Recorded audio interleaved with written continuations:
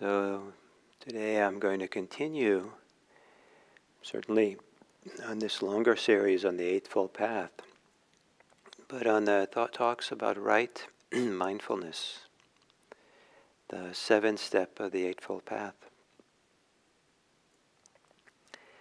And mindfulness is a great joy. It's a great pleasure, and is such a wise teacher for us, in that it brings so much wisdom and freedom, and it's just a fantastic thing. And here we're calling it right mindfulness, and what makes it right? We have to go back to the first step of the Eightfold Path, which is right view, and the right view is what indicates or points to how all these other steps are right or complete or invaluable for the purpose of becoming free of suffering. So right mindfulness is that mindfulness, that attention that's used to help us live a healthy, a wholesome life, a mentally healthy life, a life that supports us in the direction of bringing suffering to an end, to alleviate suffering, to discover some kind of profound peace. And so right mindfulness is the mindfulness that we cultivate or live in as we discover freedom from suffering. And that freedom from suffering is then a reference point for the growing of this mindfulness. That freedom of suffering, to be aware of that, to have an awareness that has no suffering in it, that is without any attachment or clinging to it, is a phenomenal thing. And to have a taste of it, and then to know that clearly enough, that taste, that sense of it, that then we keep coming back to that way of being aware. So it's the awareness that helps us to become free of suffering, and it's the awareness that is an expansion of that suffering into our fullness of our lives. So that's what right mindfulness is. And there's plenty of wrong mindfulness, in the sense that there's mindfulness as ways of using attention that doesn't really contribute to us being free. And so one example recently, maybe still today, is the way that some people, their attention gets pulled into the world of politics. And politicians are sometimes experts at getting our attention, having people wake up in the morning and regularly check through the day, what's happening there. And the attention that goes into some politics, attention that goes into other areas of life, the entertainment industry, that goes into our greed and our hatred, that attention, that precious resource of awareness, when it goes into that would be considered not right mindfulness, because it's not leading to freedom. It's not bringing the end of suffering. And so we want to learn how to use this attention, this awareness, in some way that brings the end of suffering. And so the Buddha provided 4 different areas in which we can apply our attention or awareness. Some people call it frameworks. 4 different frameworks for being present for our experience, regardless of what it is, whatever is going on in our experience, whether we are reading about politics, learning about it, or whether we are involved in whatever it might be. The right mindfulness is to apply our attention to these areas here for the purpose of freedom. And these 4 are the body, feelings, mind states, and kind of mental activities. I'll talk about each of these over the next 4 days, today being the body. And the way that we know that we're coming into the fullness of this mindfulness, this awareness that's going to move towards freedom, is when awareness has been freed enough from its attachments, enough from all the identifications we have about who we are, so that awareness can settle back in a sense, and just observe phenomena. Observation doesn't interfere with what it looks at. It just kind of there and just sees. Awareness is not, seeing is not impacted usually by what is seen, unless it's bright light or something. It's the impact is deeper in the mind. But to have the inner mind have no attachments, so the seeing is just seeing, clear and full, the ability to observe. Some of the deepest states of meditation the Buddha taught, he uses the verb observing to describe how to be with those experiences. He doesn't talk about watching or observing earlier in practice, but he does when the mind is really well established. And one of the great metaphors for this that I love is a shepherd or a cowherder who is, during the growing season when rice is growing in India, a shepherd has to be very close to the cattle in order to keep them from eating the farmer's rice. But once the rice has all been harvested, then there's no longer a need to be careful. So now the farmer, the cowherder, rests against an oak tree, rests against a tree, and looks out across the land at the cows, keeps track of them, but in a very relaxed way. The cows can wander where they go and back and forth, and the cowherder can just rest there and observe without having to stay close and stopping them from going into the fields and things like that.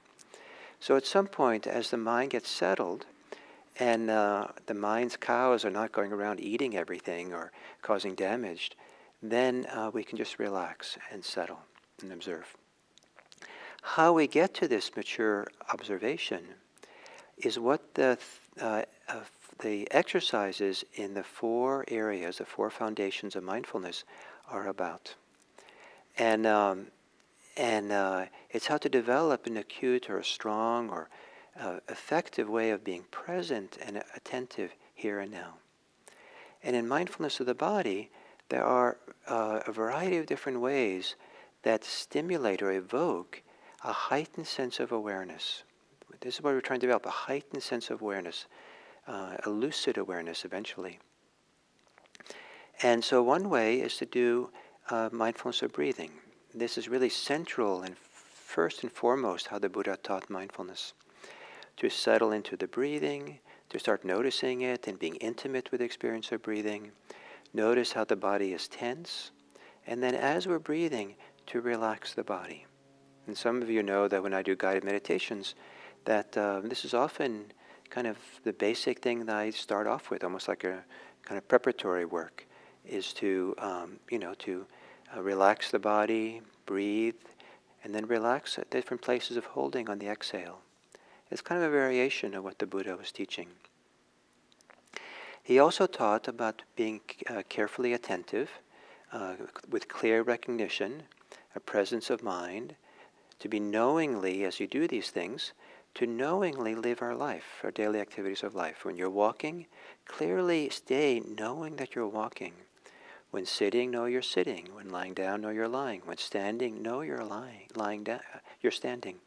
So all these different ways, clearly know it. And so the contrast to that is just walking down the street, walking town, and just completely lost in our daydreams, in our thoughts, our concerns. And, there's no real attention to the fact that we're walking. It's so effortless to walk, there's no obstacles, and we're not really paying attention to walking. The Buddha, for right mindfulness, the mindfulness, the big underline, if what we want more than anything else is to really get to the bottom of our suffering, really uproot it, really discover how to live an effective and peaceful life for ourselves and for the world around us. Then, when we're walking down the city street, knowingly know that you're walking. Walk in a sense, with awareness of walking as part and parcel of what you're doing. You can still think about things that are important, but a very strong sense of presence is there in the body. So you're really connected as you walk and as you think about other things. You're not lost in daydreams.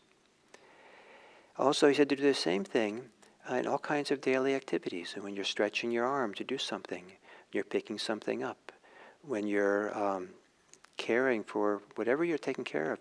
He said, even talks about defecating. Do it mindfully. So all the activities of life, to bring attention to those, that is right mindfulness, meaning that's the mindfulness that's useful to cultivate if what you want is freedom.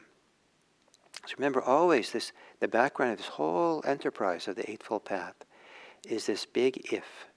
This is the if. This is right. These are the approaches if you want something, if you want freedom. And if you really want it, pay careful attention to this. So, and then, but also there's other ways in which the Buddha talked about heightening attention. And I think we can probably kind of stretch these or apply them in different ways. He talked about reviewing, visualizing, imagining all the different parts of our body. And some people I know have gone to morgues or to seen cadavers. And there's something about really appreciating, reviewing, and thinking about our body in all its physical detail that is fascinating and somehow sobering and kind of opening, that encourages us, yes, stay here. This is special. This is precious. Also to review or to see or understand the body, not as a unified body, as one whole thing, but as made up of component parts, the four elements. That to really kind of sense this is to begin also, not necessarily to understand the physics of the body, but the elemental physics, but to understand anything that supports us to remember to be here in this body, to have awareness become stronger. And that's all for the purposes of how do we wake up. He also said, uses the language of comparing. There's a way of comparison that can also heighten awareness. And the example he gives is comparing our body, ourselves, to that of a corpse. Just like we will become like the corpse someday. We'll die. And this is not supposed to be morbid reflection. It's supposed to somehow or other, and each person maybe it's a different way, have that comparison give a spark. Oh, I'm alive, I'm animated now. The whole feeling of being conscious, the whole capacity of consciousness exists only when you're alive. And this whole body won't have consciousness in it when you're dead. The mind won't have consciousness in it when you're dead. And so by comparing ourselves to a corpse, the hope is that you start appreciating being aware and are willing or allowing or inspired to live an aware life, and a life aware through the body, embodied awareness. And so this first foundation of mindfulness is to begin cultivating a heightened embodied awareness of the body, awareness that grows as we somehow or other, in different ways, connect to the body.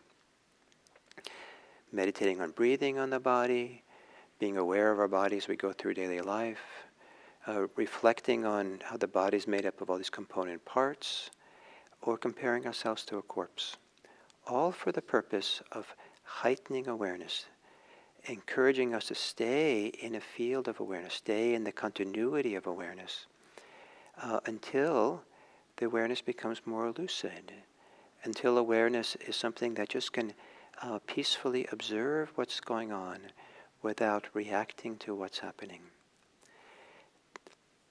This practice, so all those practices are the practices that lead to sati, lead to being able to abide in awareness.